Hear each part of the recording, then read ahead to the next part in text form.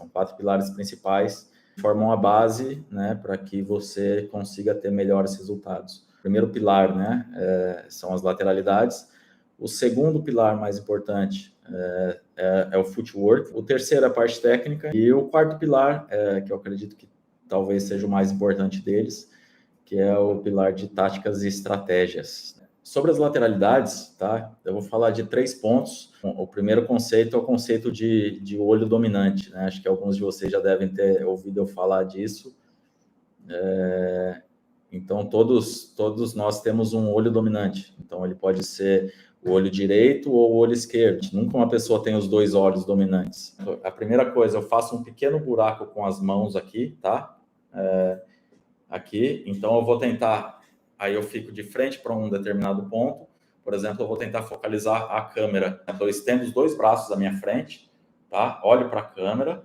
E daí, sem mexer a minha cabeça, eu vou focalizar aqui por dentro, ó. Tá?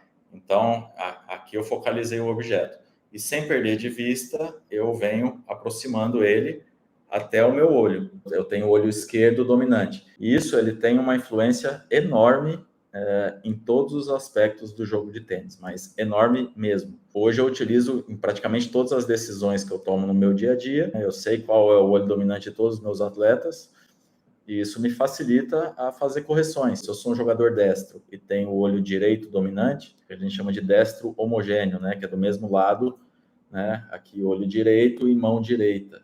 Os jogadores destros homogêneos, normalmente eles têm algumas facilidades para alguns golpes e algumas dificuldades para outros. Um jogador homogêneo, ele pode ser destro com o olho direito dominante ou pode ser canhoto com o olho esquerdo dominante. Os jogadores que são homogêneos, normalmente eles têm maior facilidade para golpear o forehand, tá, à direita, em open stance, uma base mais aberta para a quadra, né, um pouco mais com os pés um pouco mais de frente para a quadra, porque isso abre o lado direito do corpo deles na hora que eles vão golpear. Então fica muito mais eficaz o golpe de forehand quando é feito mais em open stance. Tá? No lado do backhand dos jogadores homogêneos, é o contrário, o olho ele já fica, a hora que eles se colocam de lado aqui, por exemplo, preparam um backhand aqui, se colocam um pouquinho de lado, o olho dominante deles, que é o direito, já está à frente aqui. Então, isso facilita um pouco o golpe. Eles não têm que fazer, eles podem se colocar numa posição um pouco mais fechada, mais closed stance ou square stance. E daí o olho deles já está à frente. Então, eles não precisam fazer grandes rotações do corpo antes do contato com a bola. E isso acaba dando mais precisão para eles, né? Isso possibilita uma maior abertura do golpe atrás. Isso facilita porque eles não têm que abrir o corpo, não têm que girar o corpo antes do ponto de contato. Então, faz com que seja um golpe um pouco mais natural para eles do que o forehand. No saque dos jogadores homogêneos, tem que tentar se colocar numa posição um pouquinho mais frontal, abrir um pouquinho mais, lógico que ele se coloca de lado, mas abrir um pouquinho mais o lado direito para a quadra para efetuar esse saque. Isso vai facilitar com que eles consigam enxergar melhor a bola. E tem o mesmo princípio, né? Se eles fizerem o toss até um pouquinho mais sobre o olho dominante deles, sobre o olho direito, vai facilitar. O toss mais natural para eles é um pouco à direita, mais sobre o olho dominante. Eles vão ter mais facilidade para sacar com slice. E um outro padrão de lateralidades que existe são os tenistas que são cruzados, né? Entre mão e olho. A gente sempre vê a relação óculo-manual de olhos e mãos. Então, tem jogadores que têm o olho esquerdo dominante e são destros, como é o meu caso. Então, eu sou um jogador destro cruzado. E tem jogadores que são canhotos com olho direito dominante, que são jogadores canhotos e cruzados. E da mesma forma que os jogadores homogêneos, os cruzados eles têm vantagem em alguns golpes e desvantagem em outros golpes. Então, a vantagem deles dos jogadores cruzados é um pouquinho mais no forehand, né? No forehand, o olho dominante, a hora que eles se posicionam aqui, o olho dominante deles já está colocado à frente, então eles não necessitam de grandes rotações antes do contato com a bola. E essa rotação ela se inicia um pouquinho antes do contato, mas ela não é excessiva, né? A maior parte da rotação de tronco acontece depois do contato com a bola, e não antes. Esse é um erro muito comum dos jogadores, tanto homogêneos quanto cruzados, que não têm uma técnica tão boa, né? Então eles acabam girando muito o corpo antes do contato com a bola. E no lado do backhand, para os jogadores cruzados, acaba dificultando um pouco mais. Então eles vão ter um pouco mais de... Se eles se fecharem muito, pisarem, por exemplo, um jogador destro, pisar com a perna direita à frente, de uma forma muito fechada no backhand, né? Ele não pisar mais vertical, mas sim pisar muito fechado, o olho dominante dele, como está atrás na hora de executar o backhand, ele é obrigado a acabar abrindo um pouco o corpo antes do contato com a bola. Isso acaba causando alguns problemas para os jogadores cruzados. Então, é indicado que os jogadores cruzados já se coloquem no backhand um pouco mais em semi-open stance.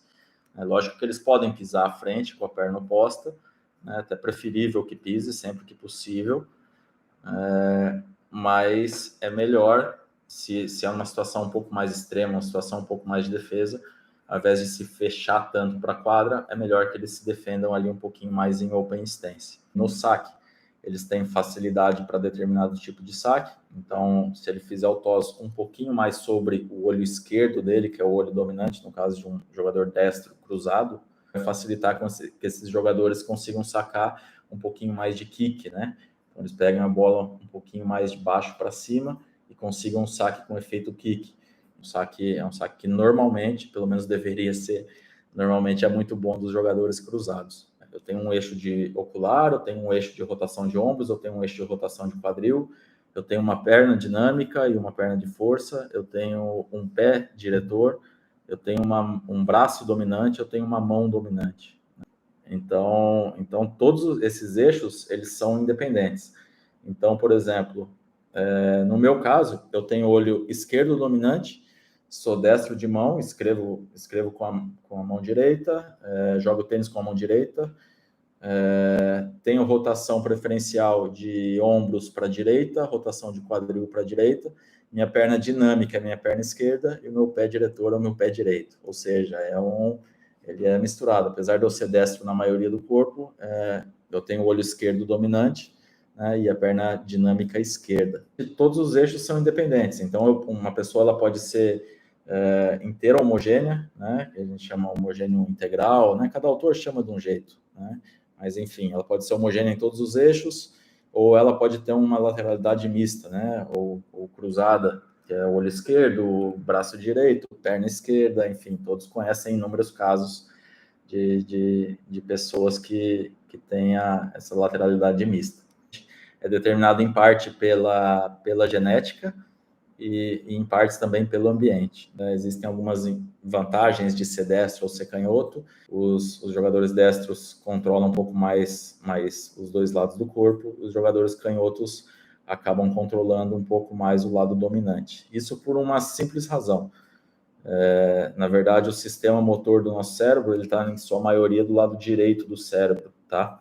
Então, e ele controla o lado contralateral. Então, quando a informação para os canhotos, essa informação ela passa mais rápido, isso melhora um pouquinho o tempo de reação. Se a gente souber esses padrões, conhecer os nossos padrões, o nosso olho dominante, se você for professor também conhecer os padrões de lateralidade dos alunos de vocês, fica muito mais fácil que a gente consiga fazer correções muito mais eficazes e não deixar ao acaso, ou muitas vezes, pior ainda, a gente tentar ensinar os jogadores da mesma maneira que a gente joga. Só que às vezes a gente tem um padrão de lateralidade completamente diferente, então o que serve para mim não vai servir para o meu aluno, o que serve para o seu professor pode não servir para você. Então, o professor não tem que ensinar da mesma maneira que ele joga, ele tem que conhecer o aluno, mas na hora das correções ele vai ser muito mais eficaz, né? Vou falar um pouquinho da parte psicológica. As pessoas que têm o olho esquerdo dominante, normalmente elas são um pouco mais criativas, costumam ser, pelo menos em 80% das vezes, elas são um pouco mais criativas, mas elas são menos organizadas. Então, as pessoas com o olho direito, elas são um pouco mais racionais e mais organizadas, né? Gostam de seguir um padrão, fazer as coisas mais corretamente, ao mesmo tempo que as pessoas com o olho esquerdo dominante, elas confiam muito, talvez, na intuição delas e acabam não se planejando tão bem, né? Isso tem vantagens e desvantagens, né? Como tudo na vida. Então, tem jogadores que normalmente são gostam de comandar um pouquinho mais, de serem mais criativos, né? E tem jogadores que gostam de jogar um pouco mais cautelosos, um pouco mais no contra-ataque, né? Jogar com uma porcentagem um pouco maior. Então, isso não tem nenhuma vantagem ou desvantagem, né? Mas são só características diferentes que a gente tem que entender na hora de formular uma estratégia para a gente. Eu vou entrar um pouquinho no segundo pilar, que é o pilar do footwork, né? Então, o tênis, basicamente, ele é jogado com as pernas, tá? A gente golpeia, segura a raquete com as mãos, mas ele é jogado com as pernas, é um esporte de movimentação, né? É um esporte muito tático que exige que o atleta se movimente, ele não joga parado, para conseguir estar bem apoiado, bem equilibrado, para efetuar bons golpes com potência e também com precisão, né? Então basicamente, o footwork ele é a parte mais importante e acaba sendo a causa de muitas coisas no tênis. Não adianta eu corrigir a terminação de um golpe, por exemplo, do forehand, que o meu jogador está fechando a raquete muito à frente do corpo aqui, se ele não está bem apoiado, ele não está apoiado da melhor maneira, então a terminação ela é uma consequência do golpe, né? Então não adianta nada eu mexer na terminação se ele continuar se apoiando mal. Tá? Então a gente tem uma ordem de importância que é sempre de baixo para cima. Depois de encaixar essas pernas, a gente consegue ser muito mais eficaz na execução dos golpes. Tá? Então, o primeiro ponto do footwork que eu queria tratar é sobre o split step. Se os atletas soubessem a importância de um bom split step, um bom timing de split step, eles colocariam muito mais atenção nisso. A gente vê muitos jogadores amadores que, às vezes, por preguiça, nem saem do chão para fazer split step. O split step dos principais jogadores do mundo, a gente vai perceber que eles saem bastante do chão, né? Eles saem uma certa altura do chão ali com os dois pés. Lógico que na hora de cair ele não cai apoiado com os dois, ele não cai com os dois ao mesmo tempo para depois sair. E sim, normalmente ele salta antes do contato com a bola do adversário. A hora que o adversário está fazendo contato com a bola, ele está com os dois pés no alto. E a hora que ele já cai saindo para o lado que ele tem que se deslocar, seja para a esquerda ou para a direita. Então, normalmente no split step, os jogadores eles caem com apenas um dos pés, eles não caem com os dois. Por exemplo, se eu tenho que sair para a minha direita, eu apoio primeiro o meu pé esquerdo, o meu pé direito ele aponta já um pouquinho para a direção que eu vou me deslocar e eu já saio nessa direção. Então, esse é o primeiro ponto do footwork, que eu acho que merece uma atenção um pouco maior, não economiza energia na hora de fazer o split step. O segundo ponto do footwork é sobre o primeiro passo cruzado, tá? Então, logo após o split step, esse primeiro passo, como eu caio, por exemplo, eu caio no split step, igual eu falei, eu caio com uma perna primeiro, vamos supor, se eu vou sair para a minha direita, eu caio com a minha perna esquerda, né? A minha perna direita, o meu pé direito, ele já aponta um pouquinho para a direção que eu quero ir, né? Que eu chamo de passo de ajuste, não sei se tem outro nome ou não, tá? Mas como primeiro passo de ajuste, que ele direciona bem, e depois o primeiro passo em direção mais forte, em direção à bola, aí sim eu já saio com esse passo cruzado, com a perna esquerda pela frente da minha perna direita, tá? E do lado da esquerda, do backhand, é a mesma coisa, é o mesmo princípio. Eu caio no split step, faço o passo de ajuste na direção que eu quero e já saio com esse primeiro passo cruzado. E da mesma maneira, depois de efetuar esse golpe, esse primeiro passo cruzado ele serve muito para que eu recupere rapidamente o centro da quadra. E é muito importante nessa parte de movimentação que a gente tenha uma noção muito clara da posição do quadril, tá? Nosso na movimentação, na direção de onde eu vou fazer esse contato com a bola. E na hora, depois de golpear, na hora de recuperar o centro da quadra, eu tenho que virar o quadril novamente e correr, quase que normalmente, para o centro da quadra. E na hora que eu for fazer o split step, aí sim eu me coloco de frente outra vez, né, para que eu possa reagir para os dois lados. Então é muito comum, pelo menos na iniciação, os atletas, os alunos serem ensinados a vai correndo de frente, faz o golpe e volta lateral, né? E não é errado. A questão é que demora muito. Se ele voltar de frente, é muito mais rápido. Lógico, se for uma bola 1,5 m, 2 metros, com um passo lateral, ele já cobriu e já está no centro da quadra novamente. Mas se é uma bola um pouquinho mais aberta, é muito melhor que ele acabe voltando de frente, né? E consiga recuperar o espaço na quadra, a posição na quadra uma maneira muito mais rápida. E um outro ponto que talvez seja dos mais importantes é o seguinte, que a gente chama de freadas, né? Que quando os jogadores freiam para golpear as bolas, ele recebe uma bola alta que ele vai afastar ou criar espaço, que ele consiga afastar a tempo de frear ou se apoiar para efetuar um bom golpe de trás. Na verdade, quando eu consigo me deslocar e frear, eu consigo gerar mais energia até do que se eu estiver somente parado e empurrar o golpe com as minhas pernas. Tá? Então, essas freadas, essa parte excêntrica, ela é muito importante no tênis, né? Principalmente essa parte das freadas, porque é ali que é nas pernas que gera a maior parte da energia dos golpes. Partindo um pouco para a parte técnica, tá? Eu coloquei também 3 pontos importantes. O primeiro deles é preparar com antecedência. Tá? Então, eu consegui estar preparado antes da bola pingar na minha quadra, pelo menos, tá? É uma boa referência que a gente pode ter. Eu já ter feito todo o movimento de preparação, então já está com a raquete preparada lá atrás do meu corpo, né, pronto para a fase de aceleração, ou do meu backhand, que eu já esteja com a raquete lá atrás do meu corpo, pronto para a fase de aceleração. Isso quando a bola pinga na minha quadra. Isso me permite fazer o contato com a bola um pouco mais cedo e, consequentemente, ser agressivo. Então, esse é o primeiro ponto que tem que ser trabalhado. Um erro muito comum dos jogadores amadores é eles esperarem a bola pingar para eles começarem a fazer o movimento. E daí eles só conseguem jogar numa velocidade mais baixa, né? Isso acaba limitando o jogo deles. O segundo ponto que eu coloquei aqui, eu chamei de jogar com swing, né? Eu chamo de jogar com swing. É muito comum os atletas juvenis e também os atletas amadores, eles acabarem tentando, na hora de acelerar a bola, eles acabarem girando muito o corpo antes do contato com a bola. Então, por exemplo, há um jogador, principalmente um jogador que é homogêneo, ele acaba se abrindo muito, perdendo um pouco esse lado não dominante para o outro lado, e acaba se abrindo excessivamente, pegando essa bola com uma empunhadura um pouco mais virada à frente aqui. Isso não é aconselhável. E sim que ele consiga, mesmo sendo homogêneo, ele consiga aguentar um pouco mais essa mão esquerda aqui à frente, né, um pouco mais dentro do corpo, e consiga passar bem o swing, né, jogue um pouco mais com o swing, com o movimento dos braços, e não tanto com o corpo, com os ombros, né. Eles acabam girando excessivamente o tronco antes do contato com a bola.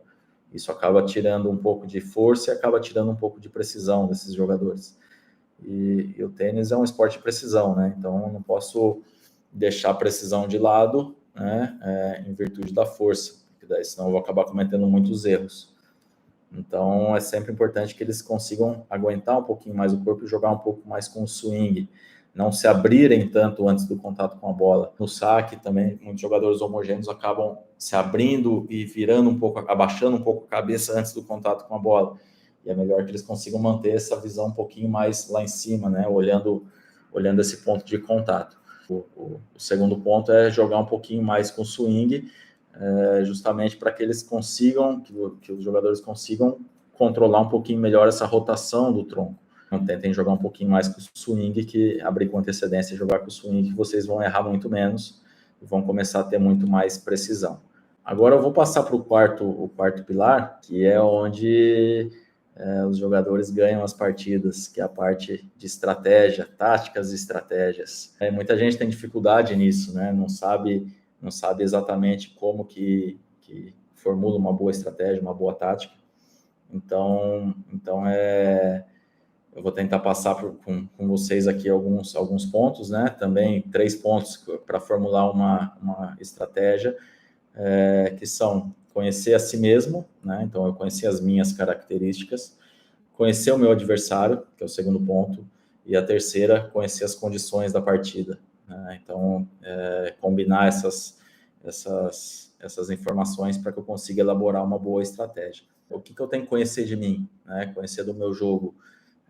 Eu tenho que saber se eu sou um jogador destro, cruzado ou homogêneo, ou canhoto, cruzado ou homogêneo, qual é o meu olho dominante, qual a minha altura, se eu sou um jogador mais alto, se eu sou um jogador mais baixo, se eu sou um jogador, qual o meu peso, se eu sou um jogador leve ou sou um jogador mais pesado, como é a minha movimentação, eu me movimento bem, não me movimento tão bem, tenho dificuldades, estou muito pesado, não consigo me movimentar.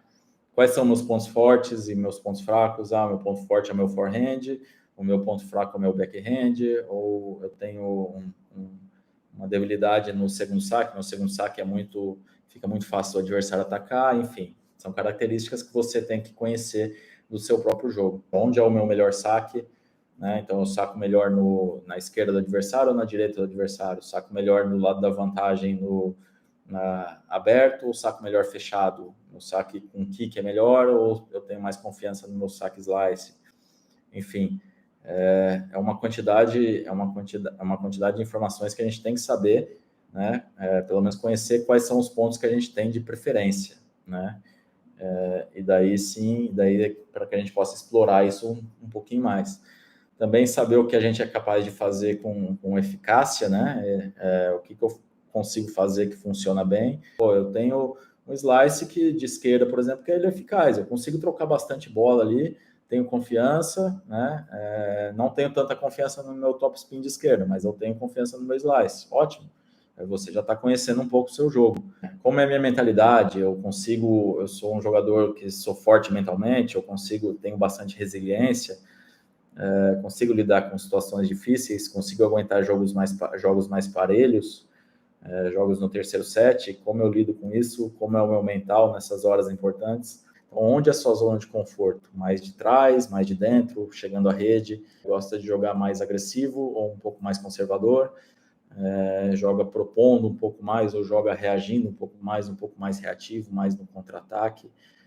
Isso, muitas vezes, pode ter influência até do olho dominante, do hemisfério cerebral dominante.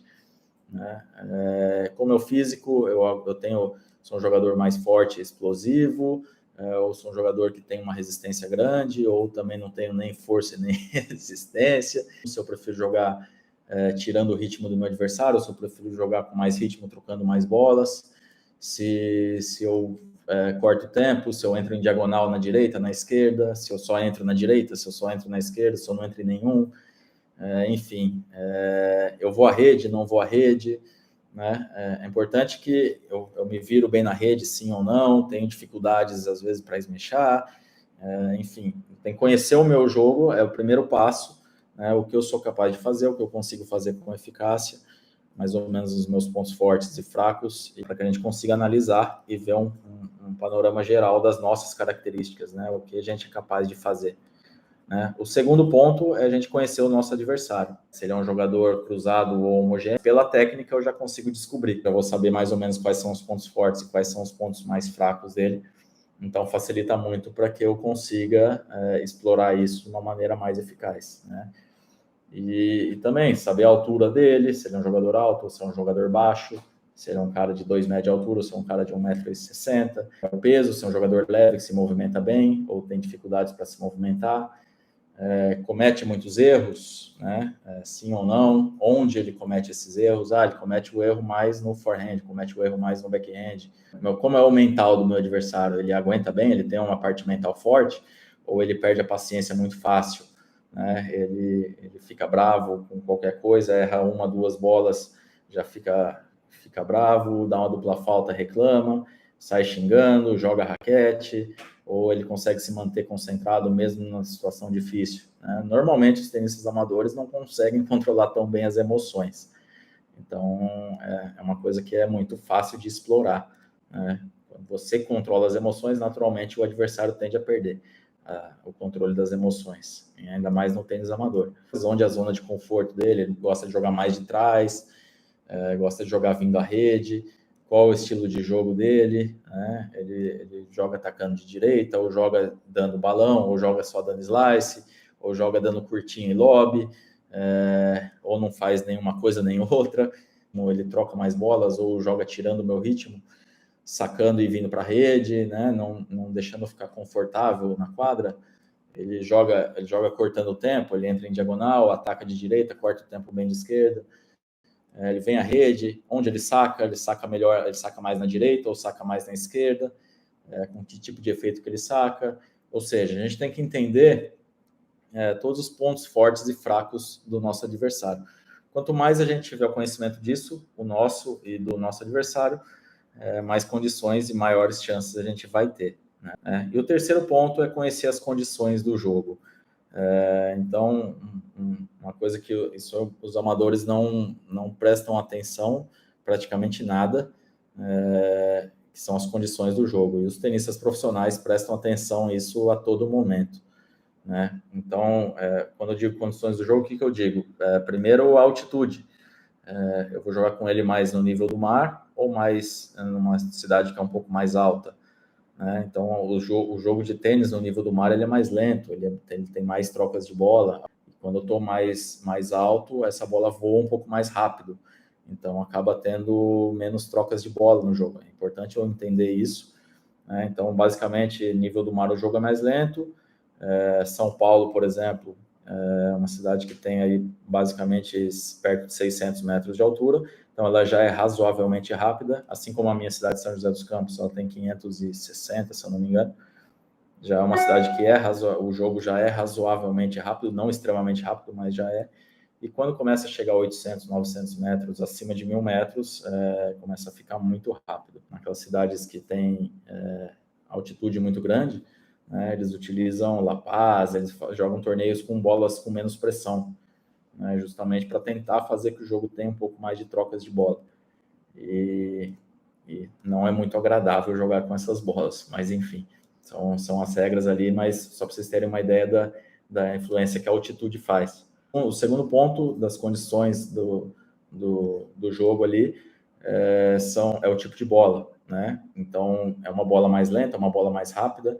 As bolas Championship, que é aquela Wilson clássica, né? Por exemplo, essas bolas normalmente elas são mais rápidas, elas têm um preço um pouco mais acessível, né? E elas são mais rápidas pelo fato delas terem um feltro menos reforçado, né? Então, o feltro da bola é um pouquinho menos denso, né? Então, nas bolas mais premium, que a gente chama, essas bolas premium, depois que você começa a jogar com elas, abrem um pouquinho. Então, a bola fica maior, ela tem maior resistência do ar, ela acaba voando de uma maneira um pouco mais lenta e também pega um pouco mais de efeito, né? Então, é importante a gente saber com que tipo de bola a gente está jogando.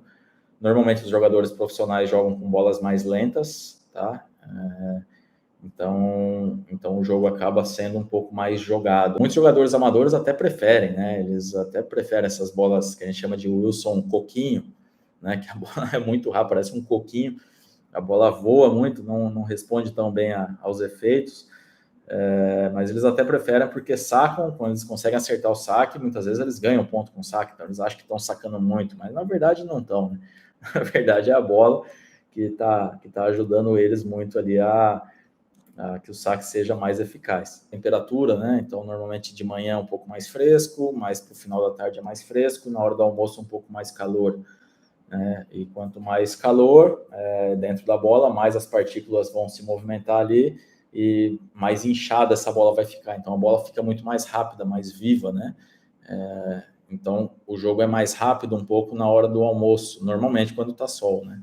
E um pouco mais lento no início da manhã, quando está mais úmido, um pouco mais, temperatura um pouco mais baixa. Um outro ponto que a gente tem que levar em consideração é a umidade.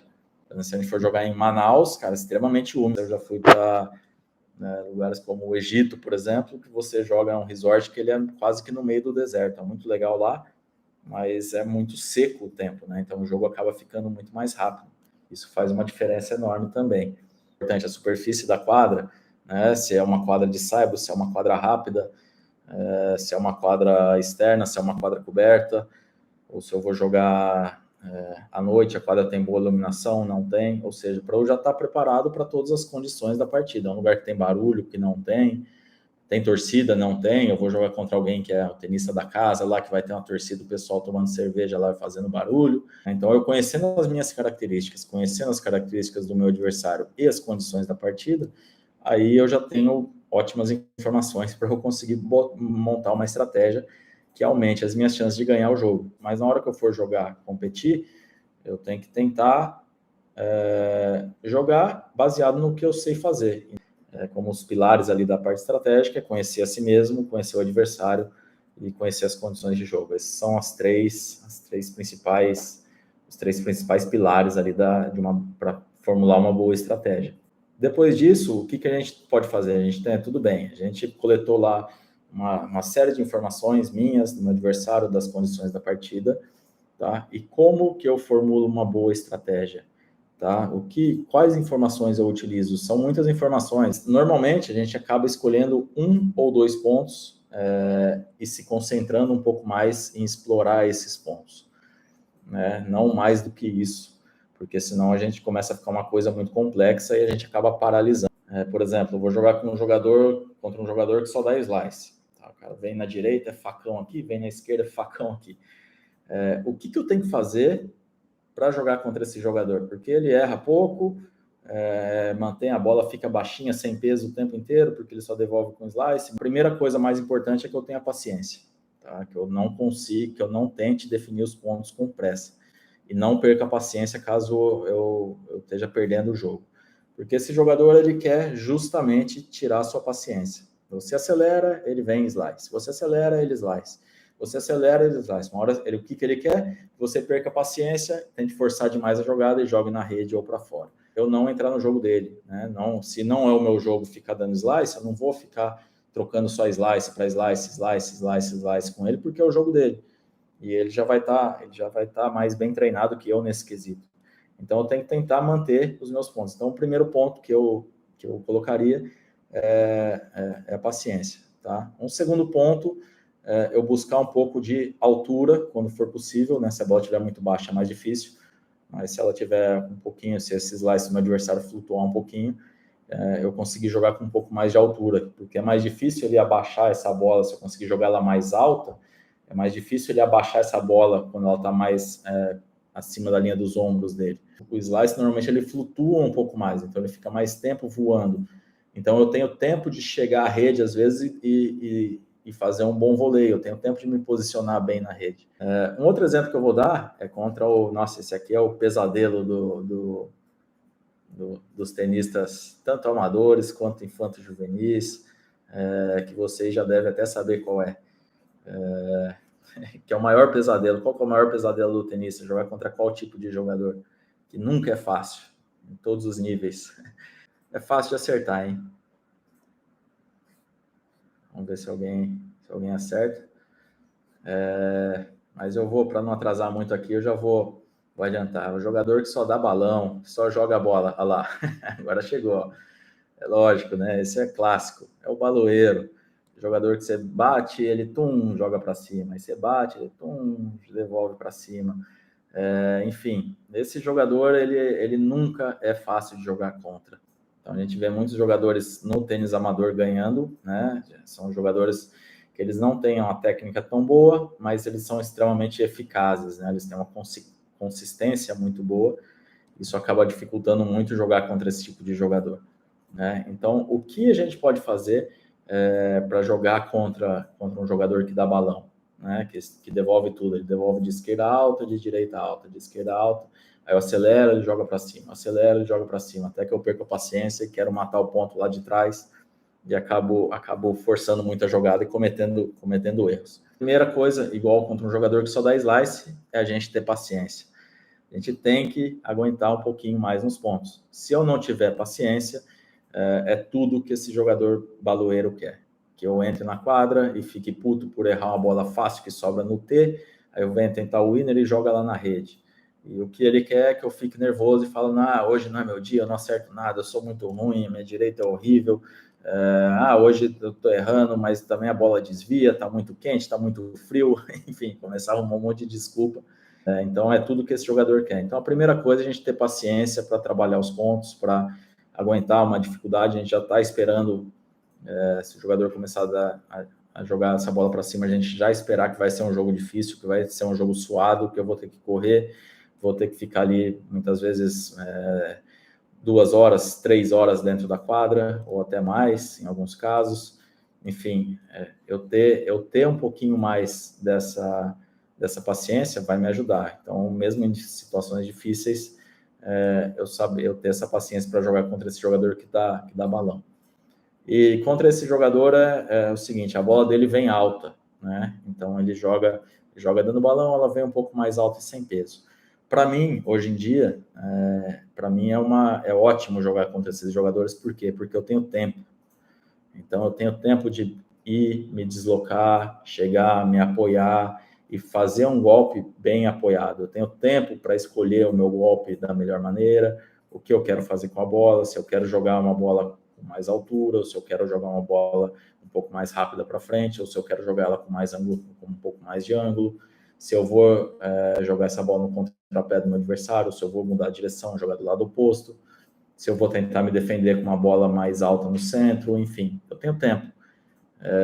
Isso, para mim, faz total diferença. Lógico que para um tenista amador, talvez não, esse tempo deixe ele muito ansioso, né? Mas para uns tenistas que já são um pouquinho mais avançados, esse tempo acaba sendo benéfico. Quando eu tenho tempo, o que eu tenho que buscar? Se o meu adversário ele joga, ele dá um balão e a bola vem funda, eu vou golpear essa bola de onde? Eu vou golpear essa bola de trás da linha. É dali que eu vou dar o winner? Normalmente não. Né? Então, o que eu tenho que fazer com essa bola? Essa sim, eu jogo como se ela não, nem como se ele tivesse dado o balão, mas como se ele tivesse me jogado um pouco para trás. Eu vou buscar jogar essa bola com um pouco mais de altura, para que ela passe mais alto na rede, caia mais funda e consiga segurar o meu adversário mais atrás. Então, meu adversário joga um balão, eu devolvo ela alta. Não preciso dar um balão também, tá? Eu posso jogar ela alta com peso, posso jogar ela alta com um pouco de topspin, da maneira que eu tiver um maior controle sobre a bola. E daí meu adversário, eu já sei o que ele vai fazer, ele vai devolver essa bola para cima. Né? Então, se ele jogar mais uma bola funda outra vez, o que eu faço? Eu afasto, de preferência de direita, eu vou ter tempo, e jogo essa bola alta outra vez, né? Buscando essa bola com um pouco de altura para ela ter profundidade e eu segurar o meu adversário atrás. Até essa bola começar a encurtar um pouquinho mais para mim. Aí sim, o que eu posso tentar fazer com esse adversário? Os jogadores normalmente que dão balão, eles jogam mais de trás. Eles ficam 2, 3, 4 metros atrás da linha. Então, se eu consigo jogar uma bola um pouquinho mais angulada, seja na direita ou na esquerda, eu causo dificuldades para esse tipo de jogador. Porque ele está de trás, ele está esperando que você vá bater na bola com força. E às vezes você tira um pouquinho da força e coloca um pouquinho mais de ângulo, você causa dificuldades para ele. Sempre que possível, buscar um pouco de altura e buscar abrir ângulos. Né? Isso acho que é o principal. E uma outra possibilidade que a gente tem contra os jogadores que só dão balão é a gente usar um pouco de slice, né? Caso a gente tenha um bom slice, porque é mais difícil ele dar um balão em cima de um slice. Então, posso variar, joga uma com altura, depois eu chamo ele um pouquinho para frente, com um slice mais baixinho, né? Na direita, na esquerda, depois eu angulo, depois eu me defendo com altura de novo, na outra eu angulo um pouquinho mais, e vou sempre analisando taticamente, pô, o jogo está funcionando, não está? Eu estou com paciência, estou trocando bola, estou construindo bem o ponto, eu estou muito ansioso, estou querendo definir o ponto com pressa, né, fugindo do meu padrão de jogo. A gente tem que tentar jogar o máximo possível dentro do nosso padrão, né, e não adaptar o jogo ao adversário, mas jogar dentro do que a gente sabe fazer. Uma outra coisa contra o jogador que só dá balão, eu consegui ir também para a rede, trabalhar as jogadas e fechar os pontos na rede, caso eu saiba chegar na rede, né? Já tá nada eu chegar na rede também e não acertar um voleio, aí é meio complicado. É melhor ficar do fundo mesmo, mas é um recurso, quanto mais recursos técnicos você tiver, mais variações você pode ter na hora de jogar. Como que eu jogo contra um jogador canhoto? Né? E da mesma maneira ele vai depender um pouco das características de cada jogador. Né? Eu posso jogar, basicamente eu tenho que buscar um pouco mais o backhand desse jogador, né, para eu chamar o jogo um pouco mais para a minha direita, né? Pelo menos eu, no meu caso, se eu for fazer isso, a minha direita é o meu melhor golpe, então eu vou tentar chamar o jogo para a minha direita sempre que eu puder, tá? Quanto mais eu chamar esse jogo para a minha direita, melhor. Então, se eu for jogar contra um jogador canhoto, eu vou tentar sacar mais aberto, já vou tentar encontrar o backhand do saque e pegar ele na corrida do outro lado. Posso tentar variar, jogar uma no forehand, a próxima eu já mudo para o backhand dele, não ficar repetindo muitas vezes o lado no forehand do canhoto, porque daí ele começa aquele joguinho de canhoto, né? Começa a jogar essa bolinha cruzadinha na nossa esquerda, e é uma situação que não é tão fácil de sair.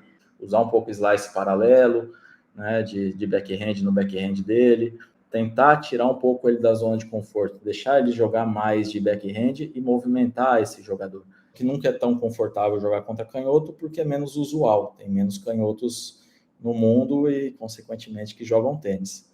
Então, por ser menos usual, fica um pouquinho mais difícil para a gente. São só algumas dicas, isso vai depender da estratégia, vai depender muito das suas características, o que você consegue fazer e o que o seu adversário faz também. Às vezes, um adversário canhoto, mas que tem um forehand horrível e um bom backhand. O que eu vou fazer? Jogar no forehand dele. Né? Apesar dele ser canhoto, o forehand é horrível, todo virado, segura tudo invertido aqui. Então, aí eu vou jogar ali no forehand dele, né? Vou abaixar uma bolinha slice cruzada no forehand dele, que ele vai ter dificuldades. Vou sacar mais vezes no forehand dele. Mas o normal é que o backhand seja um pouco mais fraco, pelo menos normalmente tem menos potência do que o forehand, tá? Então, alguns exemplos de estratégia, eu vou tentar jogar com mais altura e explorar o backhand dele. Esse é um exemplo. Ou vou tentar movimentar o meu adversário pela quadra, né? Mudar a direção, jogar uma bola mais alta, uma bola mais baixinha, uma bola com mais ângulo, uma bola com mais altura, uma bolinha mais rápida, uma bola mais lenta, um drop shot, outra mais alta, enfim, movimentar o meu adversário pela quadra, caso ele não tenha boa movimentação, né? Isso é uma estratégia, tá? Eu posso tentar, quando eu jogo contra jogadores que jogam só dando balão, por exemplo, abrir um pouco mais de ângulos, né? Se o meu adversário joga muito de trás, posso esperar uma bola que eu já esteja um pouco mais dentro da quadra, um pouco mais aberta, essa bola fica mais fácil de eu jogar ela com mais ângulo, né? Da mesma maneira do lado esquerdo. Quando os jogadores têm um nível técnico parecido, eles encontram maneiras, né, estratégias ali para competir. Quando o nível técnico é muito diferente, aí não tem muito o que fazer, né? Eu tenho que tentar jogar um padrão de jogo mais eficaz possível, né? Mas quando a diferença técnica é muito grande, fica um pouco mais difícil de ganhar as partidas. Posso até ganhar uma ou outra com uma boa estratégia, mas pelo menos eu tenho que ter um nível um pouquinho próximo do meu adversário. Se for muito diferente, realmente fica um pouquinho mais complicado. Outros exemplos que eu posso usar de estratégia, utilizar bolas mais baixas, né? Utilizar o slice, ou eu posso jogar com bolas mais lentas. É um jogador que acelera muito, mas erra muito. Então, eu não preciso forçar tanto a jogada contra esse tipo de adversário. Eu posso jogar com bolas mais altas e mais lentas, ou bolinhas mais baixas, porque o meu adversário não tem tanta paciência. Isso é um exemplo de estratégia. Ou posso tentar jogar com bolas mais rápidas para não dar tanta oportunidade do meu adversário me atacar. Enfim, eu posso tornar o jogo mais rápido ou o jogo mais lento. Posso também, uma outra questão importante eu conseguir tornar o jogo um pouco mais físico, né? Um pouco mais de troca de bolas. Se a minha preparação física for melhor, a minha resistência for maior que a do meu adversário, eu posso usar isso a meu favor, né?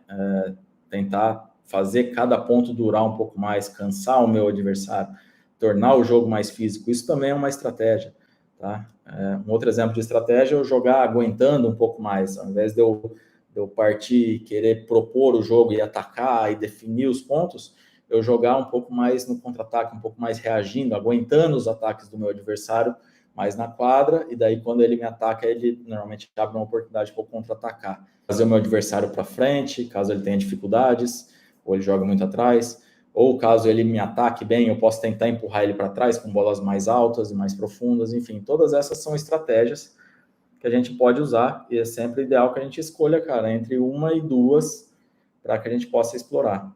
Então, por exemplo, eu posso tentar abaixar a bola e tornar o jogo mais físico, ou posso manter o meu adversário atrás e tentar abrir ângulos.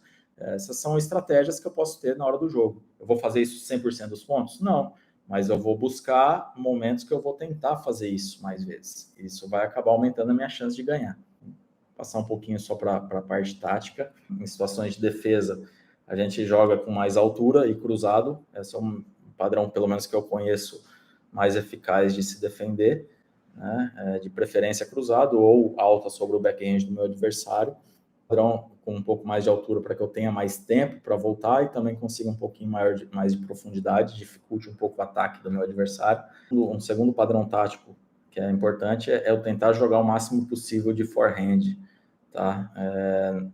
No tênis, normalmente, os jogadores que batem mais forehands na partida acabam ganhando as partidas.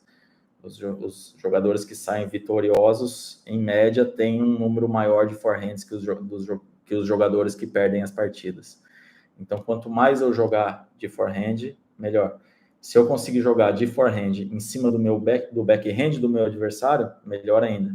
Uma porcentagem ainda maior quando um jogador consegue pegar essa bola de forehand e jogar no backhand do adversário, ele tem uma maior probabilidade de ganhar os pontos.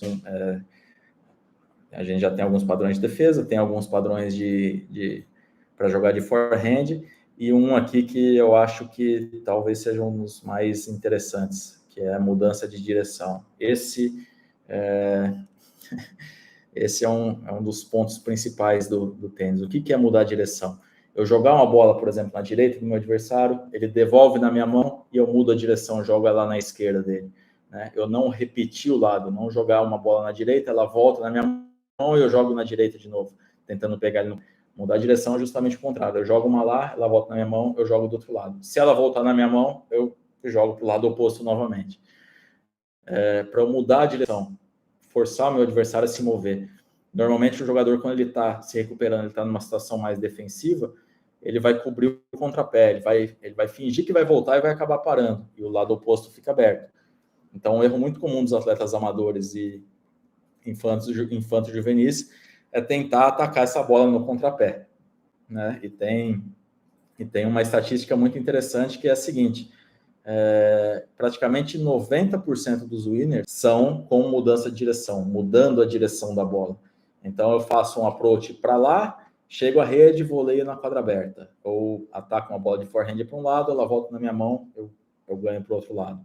Né? Ou jogo um backhand cruzado, ela volta na minha mão, eu ganho em paralelo. Ou de forehand, enfim.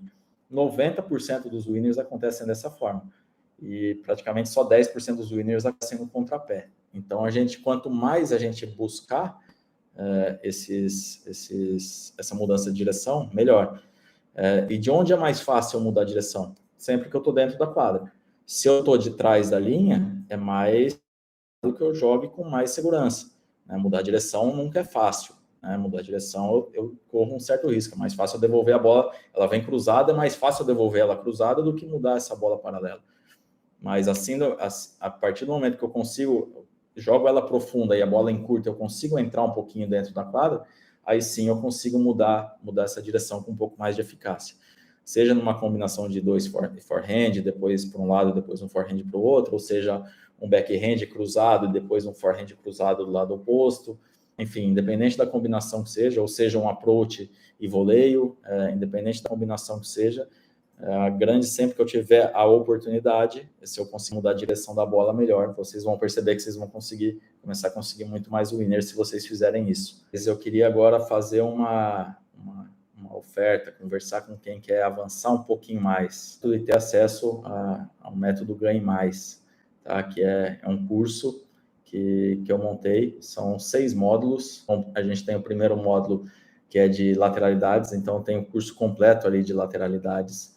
Tá? São, se eu não me engano, 42 aulas. O segundo módulo é um módulo de footwork, então a gente tem todas as técnicas de movimentação para todos os golpes, todos os apoios, split step, movimentação, perna interior, perna exterior, como se apoiar, como recuperar, quais são os padrões de movimento, chegadas à rede, tudo isso pensando só no jogo de pernas, tá? Padrões de posição de saque, enfim, tem uma infinidade de vídeos sobre footwork. Tá? Depois disso, a gente tem um módulo de parte técnica, onde são, se eu não me engano, também mais 42 aulas sobre parte técnica, onde eu passo ali por todos os golpes do tênis. Então, direita com topspin, direita com slice, esquerda topspin, esquerda com slice, esquerda de uma mão, esquerda de 2 mãos, todos os pontos importantes, rotação de quadril, rotação de ombros, voleios, técnica dos voleios, técnica para smash, dicas para saque, enfim, toda a parte técnica, preparação dos golpes, pontos de contato, terminação, enfim, está bem completo, tem drop shots, gram wheel, enfim, tem uma infinidade de coisas ali que acho que pode ajudar vocês e muito, né, a que vocês consigam ganhar mais partidas. O quarto módulo, depois da parte técnica, aí a gente entra na parte de tática e estratégia. Tá? Daí sim, a gente tem muito mais detalhado como montar uma estratégia, né, passo a passo, o que fazer para que a gente consiga montar estratégias eficazes para jogar contra diversos tipos de jogadores. Né? Então, a gente tem que tentar evoluir tecnicamente, né, para isso são os módulos anteriores, mas esse módulo de tática e estratégia é justamente para que a gente consiga colocar isso em prática, né? Consiga elaborar uma estratégia, uma boa estratégia, e daí sim, a partir daí, a gente consiga ganhar mais jogos de tênis. Tá? Depois, a gente tem um quinto módulo, que é um módulo de drills e exercícios, tá? Onde tem uma sequência ali de drills e exercícios que eu faço com os meus atletas, que acho que pode ajudar vocês também, tem muitos feedbacks que eu dou ali também nos vídeos, acho que pode ajudar vocês em diversos pontos ali também na hora de treinar, tá? Né? Ou na hora de pegar uma dica. Então, é um módulo que também é bem interessante. E o sexto módulo é um módulo de planificação, onde eu ensino como planejar, né, o treinamento, seja de um atleta profissional, seja de um atleta infanto-juvenil ou de um atleta amador. E tem diferenças entre eles, e são 6 módulos. Depois disso, a gente também tem um módulo extra, né, onde tem alguns outros temas que são bastante relevantes para o desenvolvimento e para que vocês consigam ganhar mais partidas. O método Ganhe Mais são mais de 150 aulas gravadas, tá, que a gente tem sobre todos esses temas que eu falei e outros ainda, mas basicamente a gente tem 6 cursos em um. Né? Então a gente tem um curso completo de lateralidades, tem um curso completo de footwork, um curso completo de parte técnica, um curso completo de tática e estratégia, um curso de drills e exercícios e mais um curso completo de planificação. É um método que deu certo para mim, que continua dando certo para os meus atletas, dá certo para vocês também. Fora isso, não é só um curso gravado, tá? A minha ideia, quando eu planejei, eu fiquei muito tempo planejando isso, já faz tempo que eu construo isso, né? E finalmente está pronto, né? Então, eu vou abrir uma turma agora para que conheçam esse método um pouco mais de dentro, né? Esse método completo, que acho que com certeza pode ajudar vocês e muito aí na evolução de vocês e que vocês consigam ganhar muito mais jogos de tênis, né? Consigam evoluir de nível, subir de categoria, enfim. Eu vou liberar um módulo por semana, tá? Ou seja, quem entrar no método, ele vai ter acesso imediatamente já ao curso completo de lateralidades, tá? Que é o primeiro módulo. Depois, na próxima quinta-feira, ele vai ter acesso ao segundo módulo, que é o módulo de footwork. Na quinta-feira seguinte, ao terceiro módulo, que é o módulo de técnica. E daí, a cada semana, a gente vai liberando um módulo, justamente para que você tenha uma sequência. Né? Esse curso ele foi pensado exatamente na sequência. Eu não quis liberar ele por inteiro, porque poderia acontecer de uma pessoa falar, eu não me interessa aprender sobre footwork, ou não me interessa aprender sobre técnica, ou não me interessa aprender sobre lateralidades, e ela acabar pulando e só no vídeo que interessa. Então, ela não vai aprender o método. Né? E existe uma sequência para esse método, existem princípios, o que as lateralidades influenciam, como eu devo me apoiar, o que eu devo fazer na parte técnica, né? Depois como eu monto uma boa estratégia, depois exemplos de como treinar, né? Exercícios para treinar, e depois também como planificar, fazer um calendário de competições, enfim, uma infinidade de temas. Então, esses módulos eles vão ser liberados um por semana, né? Vai ser um total ali vão ser 6 semanas, né? Então, eu vou fazer 6 lives, um por semana, né? No dia anterior à liberação de cada vídeo. Então, para quem comprar o método, eu vou fazer a próxima live, a primeira live, na quarta-feira que vem, tá? Daqui a 6 dias. Aí, na quinta-feira, já vai ser automaticamente liberado o segundo módulo, que é o módulo de footwork. Aí, na quarta-feira seguinte, né, 6 dias depois da liberação do segundo módulo, eu faço a segunda live sobre o tema de footwork. Então, eu vou poder esclarecer dúvidas, tirar todas as dúvidas, reuniões em Zoom, sem limite de tempo, né, provavelmente no período mais da noite, pelo menos é o período que eu consigo, espero que vocês possam também, ou reservem um pouquinho mais o horário, né, mas eu vou fazer 6 lives para que a gente também possa discutir esses temas e como aplicar isso da melhor forma no nosso jogo. Ainda como bônus, tá, o que eu vou fazer? Tem as lives, as 6 lives, né, que eu vou fazer uma por semana, todas as quartas-feiras, né, no dia anterior que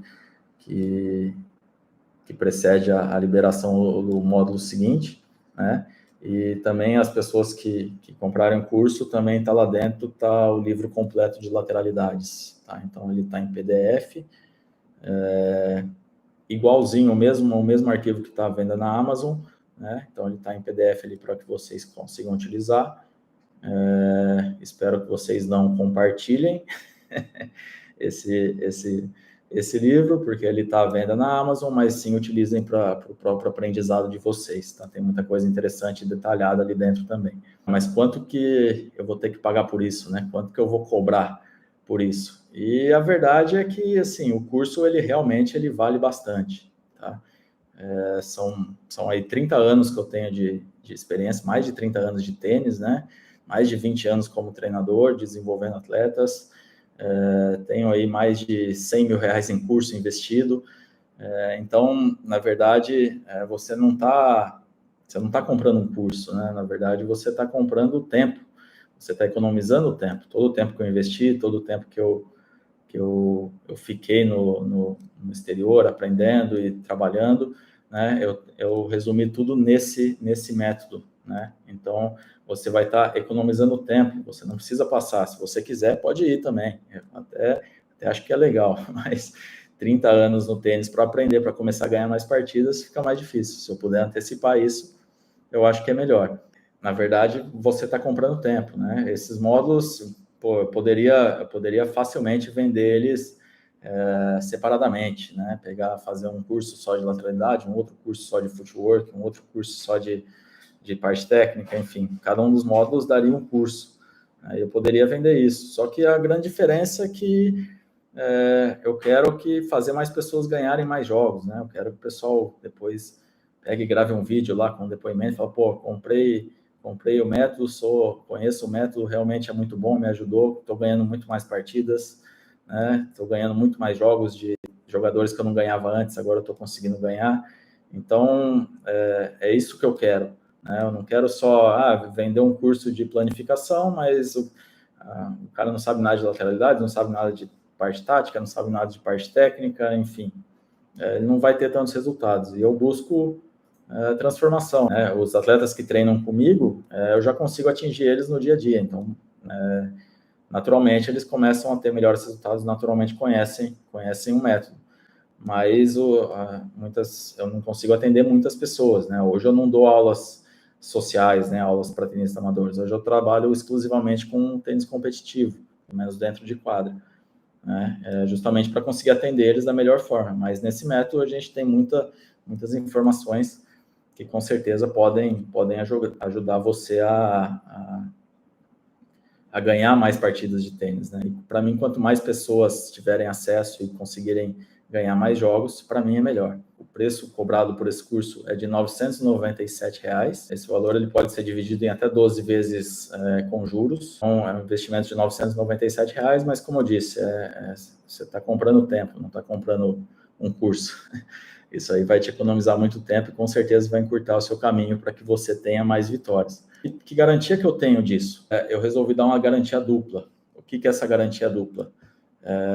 Ela é uma garantia incondicional por 30 dias, ou seja, durante 30 dias, a qualquer momento, você pode solicitar o seu dinheiro de volta, você vai receber 100% do seu dinheiro de volta. Uma segunda garantia, perdão, é uma garantia condicional, né? E essa garantia é a seguinte: quem vai assumir o risco sou eu, que é o seguinte: se você entrar no método Ganhe Mais, tá? Virar aluno do método Ganhe Mais, seguir o método, assistir todas as aulas, participar das lives, colocar em prática, praticar, né? E em 90 dias você não começar a ganhar mais jogos de tênis, Eu vou fazer uma sessão de mentoria individual com você, tá? Então, eu vou entrar, eu e você, numa sala de reunião só, e a gente vai fazer uma sessão de mentoria individual. Mas isso só para quem já está tentando aplicar o método e não chegou no resultado, tá? Não adianta nada não aplicar o método e depois pedir a mentoria individual, que também eu não vou dar. Eu quero quem está comprometido, né? Porque eu quero gerar resultados. A gente vai fazer um plano de ação, né? Para que você siga, não é milagre que vai fazer você ganhar as partidas. A gente vai fazer um plano de ação, elaborar estratégias, elaborar como treinar, enfim. A gente vai elaborar um plano de ação para que você siga por mais 90 dias, tá? Se você seguir, você ficou os 90, não ganhou mais partidas, tentou seguir o método, não ganhou mais partidas, fez a sessão de mentoria, não tentou por mais, colocou em prática por mais 90 dias e não conseguiu ganhar, eu devolvo, mesmo depois ali de 180 dias, eu devolvo 100% do seu dinheiro e ainda te dou mais um bônus de R$500 do meu bolso. E ponho mesmo. Ou seja, você não tem risco nenhum, tá? Porque realmente eu acredito no método. Eu acho que esse método ele vai te transformar num tenista muito melhor. Você vai ganhar mais partidas muito antes desse prazo. Se você assistir algumas coisas você colocar em prática, você já vai perceber que é instantâneo, comprovado, e eu continuo aperfeiçoando ele. Por quanto tempo acesso ao curso? Cara, se eu não me engano, são 2 anos, tá? E depois, caso queira renovar, aí tem um valor simbólico para renovar, tá? Porque esse curso ele vai sendo atualizado à medida que o tempo passa, tá? À medida que eu vejo a necessidade de mudar alguma aula ou mudar alguma coisa, esse curso ele vai ser atualizado e vocês vão ter acesso a todos os eventuais novos módulos que possam vir a surgir ou novos vídeos, novas aulas, tá? Então, por exemplo, esse é um curso que ele é bastante dinâmico, ele tem as aulas gravadas em vídeo, né, mas também ele tem as sessões de mentoria, onde a gente pode tirar dúvidas, estabelecer um plano de ação, tá? Vocês têm a garantia incondicional aí por 30 dias, depois tem a garantia condicional de 90 dias, caso não ganhe mais jogos de tênis, ganhe a sessão de mentoria, depois mais 90 dias para colocar isso em ação, e se não ganhar, aí eu falo, realmente eu tenho que melhorar o método, porque eu não consegui fazer o João ganhar mais partidas. Então, eu devolvo também, além do dinheiro que vocês pagaram pelo curso, eu devolvo mais R$500 do meu bolso. Se eu não conseguir, eu vou tentar entender o porquê, né, logicamente, para tentar melhorar o método, mas eu acredito nele de verdade. Então é uma garantia que eu coloquei para que você não sinta tanto receio assim de comprar, né? Até quando vai estar disponível, né? Até quando eu vou abrir essa turma? E, na verdade, eu vou abrir ela hoje. Eu vou tentar, com toda a minha experiência, com tudo que eu sei, vou tentar ajudar da melhor forma para que você ganhe mais partidas, que você consiga ser um melhor jogador de tênis. Realmente, eu acho impossível que você não ganhe mais jogos de tênis se você seguir o método. Eu queria agradecer a todos que vieram, né? Todos que acompanharam, que estão aí até o final, aí 2 horas, quase 2h30, né, de Masterclass. Muito obrigado, estou muito feliz mesmo. Se quiserem dar um passo a mais, que entrem no link e acessem, né? Entrem ali no método, e acredito que isso vai ajudar vocês muito, né? Então, basicamente, agora você tem 2 opções. Ou não entrar no método Ganhe Mais e seguir jogando o nível de tênis que você joga, ou seguir na sua caminhada, na sua evolução, ou entrar para o método Ganhe Mais e acelerar esse processo e conseguir ganhar mais jogos de tênis muito mais rapidamente. Muito obrigado, agradeço a todos aí pela presença e tamo junto. Valeu, grande abraço.